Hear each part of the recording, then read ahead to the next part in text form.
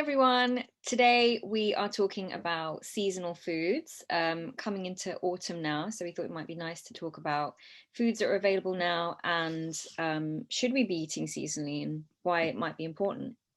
Um, so it's quite amazing. You can walk into a supermarket and find pretty much any fruit and veg that you're looking for. Avocados all year round, pineapples and mangoes pretty much all year round. But is that a good thing or is it a bad thing? It's something actually half the time you don't even question, I don't think. You just kind of, our generation in particular, I think, just used to walking in and just, I want such and such and grabbing it. Yeah. Do you eat seasonally? Do you look out for things that are in season?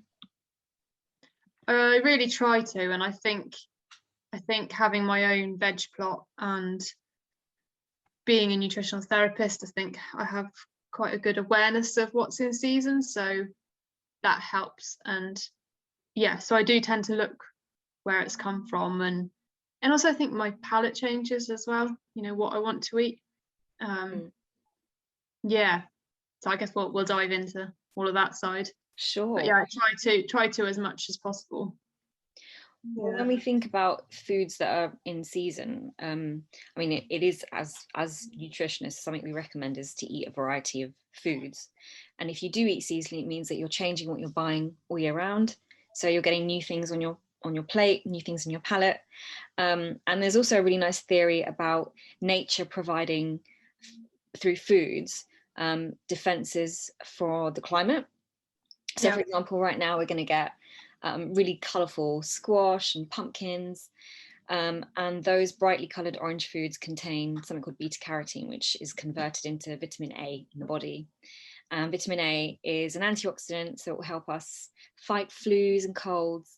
So that's a really lovely way of thinking about, eating what nature is providing to help you fight off infection.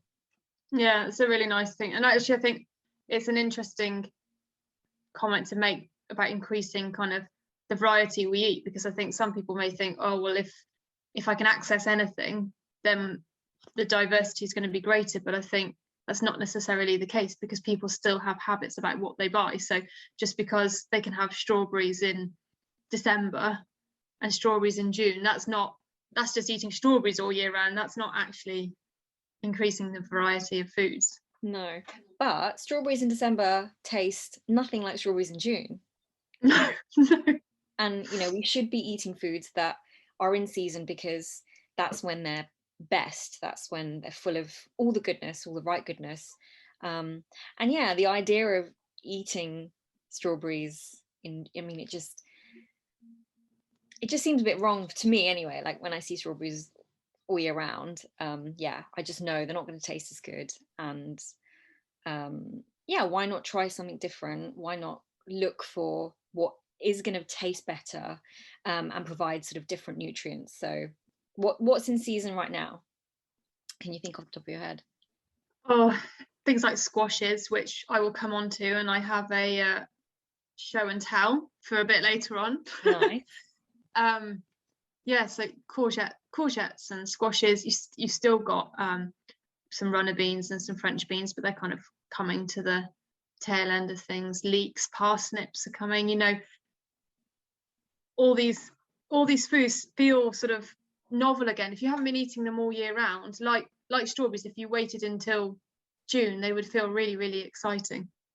So yeah, I digress. But there's tons and tons of foods available this time of year, and there's so many different things that you can make with them. And I think maybe we could chat through some recipe ideas at the end of this. Yeah.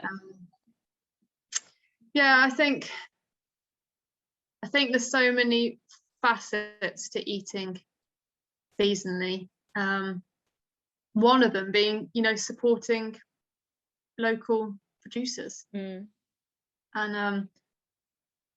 And actually, I think a good way to know that something is in season and local is if you go to a farm shop that's actually a farm shop. The shop is attached to a farm, not just sprung up because it's got a fancy word because everyone's jumped on the farm shop bandwagon. And you know, their range is I wouldn't say limited, but it's specific, and you know it's only been harvested really recently, or it might have come from a neighbor, but it hasn't come from, you know, Europe or America or wherever else. So you're eating locally, you're eating fresh, you're eating seasonally. It's also generally a lot cheaper because it's, you know, it's abundant. If you're buying something that has to be flown in from, you know, wherever, and it's scarce in this country, you're going to pay for that. Yeah, it's so true. It makes so much sense. And I think in the cities, it's sometimes difficult to get access to some of those farm shops. But there are veg boxes you can now get delivered. There are, you know, you can look up what's in season. And I think just being a bit more vigilant when you go into the supermarket, seeing, okay, all of a sudden there's loads of plums here and they're super cheap compared to maybe the strawberries that are still lurking around. So it's just, I think, just thinking about changing up what you're buying, and you know, just doing a bit of research, just looking and seeing what's in season now. Because there's a stat that in January the UK imports 90% of lettuce, and in June 95% is produced locally. And if you think about that, you know, all this stuff that's been flown in, you know, you can't not think about, you know, the impact on the environment with things like that. But also it's nice to eat and feel connected to the land almost. I mean, it sounds a bit airy fairy, but you know, it's kind of how we were living for eons. And now, because of tech and because of the ease of transportation, you know, we've got access to all these foods. But I think there's something really lovely about eating something that you've grown. And maybe you can show us something from your veg patch. Well, exhibit A. Patty pan squash. Look at that, baby. So I literally harvested that 20 minutes ago, and yeah, it just looks after itself. I mean, if I'm not careful, squash plants will head out of the front gate. I mean, they grow and grow and grow. But yeah, I mean, super easy, tastes amazing. You pay for, you know, a packet of seeds, a couple of pounds, and I mean, I've lost count how many squashes I've already had and how many are to come. So yeah, I mean, maybe a bit later we could talk about recipe ideas and things that you can do with it. But you know, that's the sort of thing that you get in a seasonal veg box.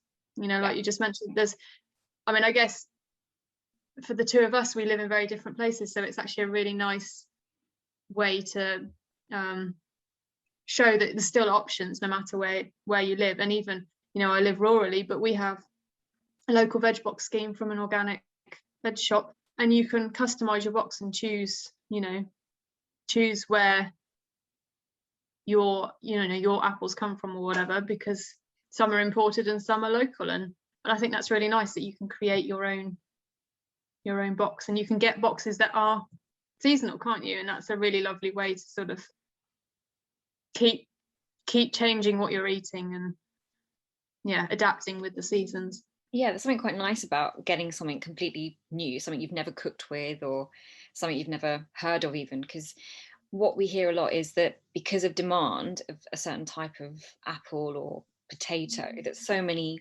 local crops have just, you know, we just don't, there's no demand for it, so they're no longer around, which is really sad. And also, if we are constantly wanting the same fruit and veg all the time, you know, farmers are having to kind of almost go against the grain, and we have soil now that's so depleted of nutrients just because of over farming. So it all just goes back to doing things well in line with nature, really. I think that's just a really nice way to do it. And yeah, the veg box is a really easy way to make sure that you're getting stuff in season, you're supporting local farmers, and yeah, trying new things, you know, trying new things. Yeah, exactly. And you know, and just to add to that, I know I have a veg pot, but not everyone can have that. But you don't have to be growing squashes. You could have herbs on your window ledge. It only has to be something small, but it feels so satisfactory to then cook with that. So yeah, you could go from having some parsley, which is in season now, to an orchard of apples if you have the space. But there's options there for everybody, or get involved in a community scheme, or help in a primary school to have a veg plot. So that, I'm really passionate about this sort of integrating learning about food and where it comes from early on, because I think some people, it kind of passes them by. They don't know where things have come from and how they're grown, or So what would you do with your squash? With my squash, I think my favorite thing to do is chop it up into chunks. So the only bit I don't eat is the actual stalks. I cut that off, and otherwise I use the whole thing, chop it up into chunks, and sort of saute it with some garlic and butter or coconut oil, depending which you're eating, if you're eating dairy or not. And it's just amazing, absolutely amazing. If you didn't want to do that, you could roast it up. I did it with some salt and pepper, some chili flakes the other day, and it had it as a bit of a side dish. I've eaten rather a lot of patty pan recently. I've also stuffed it. So chopped it in half that way, and scooped it out and mixed it up with like a rice veggie nut mix, and then baked the sort of the shell of the squash, if that makes sense, for a little bit, just to soften it, and then put all the rice mix back in, which was always sort of pre-cooked, and then baked it, and it was absolutely so good. That sounds delicious. I wish I was eating some of that now. I have to send you one. Is that possible? in a veg box, maybe. Cooked. Yeah. What's your favorite seasonal veg? I really love this time of year because it's all about cooking hearty foods that slow cooked and in soups and stews and stuff. But kale, I love kale. I think there's so much you can do with kale, and I actually eat kale. We get kale all year round, which kind of is defeating the purpose of this chat. But this time of year, I try and include it in everything, like kale or something like cavolo nero. I'll have it sort of chopped up, just sautéed with a bit of garlic and olive oil, a bit of lemon, salt and pepper. Is absolutely delicious. Or chopped up into some mac and cheese. I think I got that idea from Pret. Pret did that first, and I thought, what is this in this mac and cheese? But yeah, it's a great source of fiber. And I think, what people are afraid of sometimes is they see something and they think, I don't know what to do with that. I have my potatoes. I know what to do with my potatoes, and I'm good. But the same concept can apply to things like parsnips or anything. And I think, if you have a bit of a play, and it's so easy now to get hold of recipes, just give things a go. And eat more seasonally, eat more variety. I think that's it. You can plug an ingredient into the search engine, and it will throw back a million recipes and a million ways that you can use that veg. Kale, for instance, I quite often chop it up and chuck it on top of some roast veg, and it goes really crispy. And that's just, it doesn't need anything doing to it beforehand. You just literally let it crisp. And I think there's so many things you can do, and I think people get nervous about how to prepare it and what to do with it, but just have a go. Don't be nervous. What's the worst that's going to happen? And if you're eating seasonally, then it's probably cheaper, so you're not going to be losing loads of money if you chop your squash up the wrong way. there isn't a right or wrong way, No, it's win-win. But an interesting point about eating seasonally that came up at a thyroid summit that I attended the other day is that your thyroid requires more support over winter because you're expelling so much energy, and it helps to run your metabolism in your body, and so actually eating seasonally really supports that. So I think there's so many other things that work other than just, well, I mean, cost and eating locally and all, you know, there's so many things at work, so many variables. So Yeah, yeah, I'm all it's like for when you think about foods that are available in the more warmer months, they're foods that are much more easy to digest. Things like berries and lots of like greens, like lettuce. I had no idea so much lettuce was grown in June, and it just makes sense, doesn't it? That when you're, you know, you don't want to be using a lot of energy to cook or to digest those foods. You've got these hydrating, refreshing fruits and veg, and in the winter when, you know, you do want something hearty and comforting and you're fighting infections and it's cold, then you want these things that are kind of going to kind of take longer to cook. So yeah, I think it doesn't need to be complicated. You know, we can quote some great references of where to check what's in season. yeah. And yeah, eat more variety, support local farmers, and yeah, just fall back in love with food and all it has to offer. And also just to say that, you know, if you've got excess of something, you know, you can pickle it and make jams and whatever. I mean, you Yeah. know, sauerkrauts and kimchi's and pickled cucumbers and Yep. onions, and you know, the list is Endless. endless. Yeah. Yeah. Good point. And that's how people used to, you know, before the days of refrigerators and obviously not having things all year round, they'd, you know, stockpile things like this and preserve them so that they, you know, in the scarce months they had these to eat. So Yeah, I love to do that with like plums at this time of year. I think it's now the end of the plum season. But yeah, buying loads of plums because you can get so many of them super cheap, and then turning them into a bit of a like a compote that goes onto porridge or goes onto toast, and it's lovely. So yeah, give it a go. yeah, yeah, stewed apple's another one. I mean, that's really healing for the gut, and it's just easy. Just chop them up and put a little bit of water in there and some cinnamon, and just, yeah, Yeah, simmer it down, and it, you know, it's great, like you say, on porridge or just as it is, or and you can freeze it, and oh, the options are endless. endless, endless. I know we could talk about this all day. But next time we're going to be talking about SAD, or seasonally affected depression, which affects everybody. So stay tuned for that one.